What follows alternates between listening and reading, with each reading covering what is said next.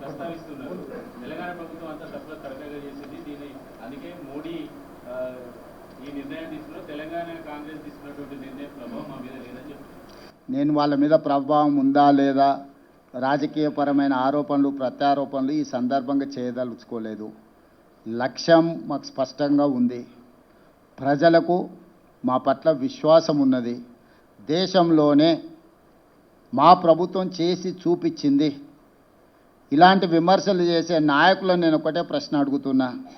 11 సంవత్సరాల నుంచి నరేంద్ర మోడీ గారు ఈ దేశ ప్రధానమంత్రిగా ఉన్నాడు. 16-17 రాష్ట్రాలలో మీ ప్రభుత్వమే ఉన్నది. గుజరాత్లో 25 సంవత్సరాల నుంచి మీ ప్రభుత్వం ఉన్నది. మీరు అధికారంలో ఉన్న రాష్ట్రాలలో చేసి మీరు ఆదర్శంగా నిలబడి ఉంటే ఈరోజు తెలంగాణ మోడల్ని మీరు అనుకరించండి అని చెప్పే అవకాశమా మాకు రాకపోతుండే కదా. రాజకీయంగా లబ్ధి పొందాలన్న ఆతృతగా అనిపిస్తుంది వాళ్ళ మాటలలో తప్ప పకడ్బందీగా కులగణన చేయాలి, జనగణనలో కలపాలన్న ఆలోచనే చేయలేదు. చేయాల్సిన జనగణన కూడా 2021లో చేయకుండా వాయిదా వేసిండ్రు. ఇవాళ అది కూడా చేయాల్సిందే అని చెప్పి మేము ఒత్తిడి తీసుకురావడంతో ఈరోజు వాళ్ళు ముందుకు వచ్చిండ్రు. ఏది ఏమైనా స్థానిక బీజేపీ నాయకులకు కొంత అసూయ, అసంతృప్తి, మోడీ గారు రేవంత్ రెడ్డి గారి విధానాలను అనుకరిస్తున్నాడు అని కక్కలేక మింగలేక దుఃఖంతో ఉన్నారు. ఇంకా వాళ్ళని ఎందుకు చారి ఇబ్బంది పెడతావు?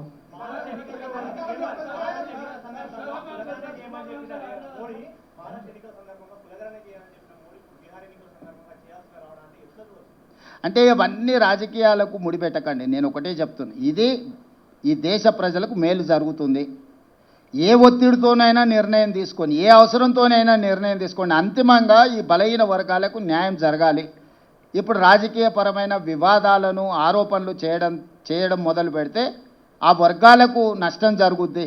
మేము ఆరోపణలు చేయదలుచుకోలే. నేను ఈ సందర్భంగా ఏ ఒత్తిడితోనైనా ఏ అవసరం కోసమైనా చేయడం ద్వారా నిజమైన లబ్ధి బలహీన వర్గాలకు చేరాలి. అదే మా లక్ష్యం, రాహుల్ గాంధీ గారి లక్ష్యం, మా లక్ష్యం, ఈ వేదిక మీద ఉన్న ప్రతి ఒక్కరి ఉద్దేశం అదే. కాబట్టి మేము దీన్ని ఏ ఎన్నికలకు ఏ రాజకీయ వివాదాలకు మేము ముడిపెట్టదలుచుకోలేదు.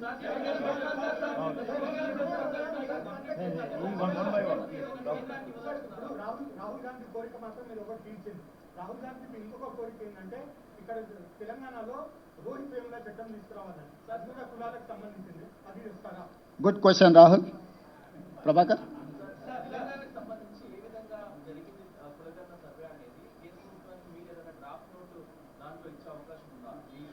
మేము ఆల్రెడీ ఆ నివేదిక పంపించినాము. ఫర్దర్గా వాళ్ళకి ఏదైనా కావాలనుకుంటే ఒక డెలిగేషన్, ఆఫీసర్స్ డెలిగేషన్ కానీ గ్రూప్ ఆఫ్ మినిస్టర్స్ వచ్చినా కూడా పవర్ పాయింట్ ప్రజెంటేషన్ ఇచ్చి మా అనుభవాలను అన్నిటిని కూడా వాళ్ళతో పంచుకుంటాము. వాళ్ళు ఇక్కడికి వచ్చిన సమాచారాన్ని ఇస్తాం, లేదు మమ్మల్ని రమ్మంటే కూడా ఢిల్లీకి వెళ్తాం. ఇక్కడ రాజకీయంగా పంతాలకు పట్టింపులకు మేము పోదలుచుకోలేదు. ఈ ప్రక్రియ పకడ్బందీగా చేసి సరైన సమయంలో మనం చేస్తే వీళ్ళందరికీ మేలు జరుగుతుంది. వీళ్ళ కోసం ఒక మెట్టు దిగడానికి కూడా, బలహీన వర్గాల కోసం ఒక మెట్టు దిగడానికి కూడా మా ప్రభుత్వానికి ఎలాంటి భేషజాలు లేవు.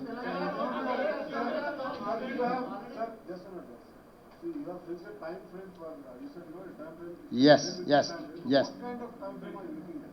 Sir, actually 1 year is the time frame. We have taken 1 year. So my advice is 1 year is max. Why? Because we have done and we have learned something from that, out of that experience. We are there to share with Government of India my experience. So 1 year's time frame is reasonable time. They can do miracles within a year. I don't know how Government of India is going to take on a decision. That is why I have told you discuss with political parties and stakeholders and civil societies. Then you will get some information or otherwise suggestions. Based on that, you prepare in a terms of reference. It is easy to handle things. Otherwise, it will become an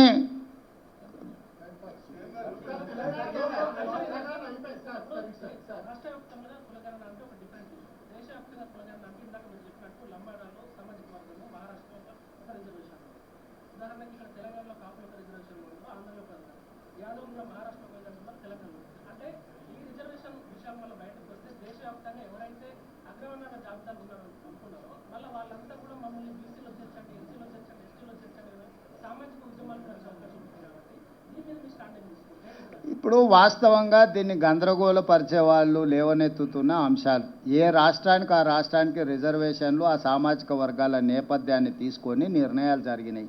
ఇది state as a unit. నేను అందుకే ఆ సూచన చేసిన. ఇప్పుడు ఈ ప్రశ్నలన్నీ కూడా వాళ్ళు ఆల్ పార్టీ మీట్ పెట్టినరు అనుకో, లేకపోతే స్టేక్ హోల్డర్స్ మీట్ పెట్టినరు అనుకో, లేకపోతే సివిల్ సొసైటీస్ని పిలిచినరు అనుకో, మీరు అడుగుతున్న ప్రశ్నలన్నీ ప్రభుత్వం ముందుకు వస్తాయి. ఎక్కడైనా ఏ స్టేట్కి ఆ స్టేట్ రిజర్వేషన్లలో ఏది ఎందులో కలుపుకోవడానికి వెసులుబాటో ఆ లిస్ట్ ఉంది. ఒకవేళ ఏదైనా సామాజిక వర్గం ఒక రాష్ట్రం గతంలో కాపులు ఓసీలలో ఉండేది, 1976లో బీసీలలోకి వచ్చిండ్రు, 1976 కంటే ముందు లంబాడాస్ కూడా బీసీలలో ఉంది, తర్వాత వాళ్ళని ఎస్టీలలో తీసుకొచ్చిండ్రు.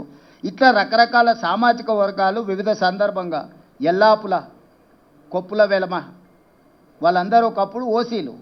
చంద్రశేఖరరావు గారు 96లో వారిని తీసుకెళ్ళి బీసీలలో కల్పించిండు.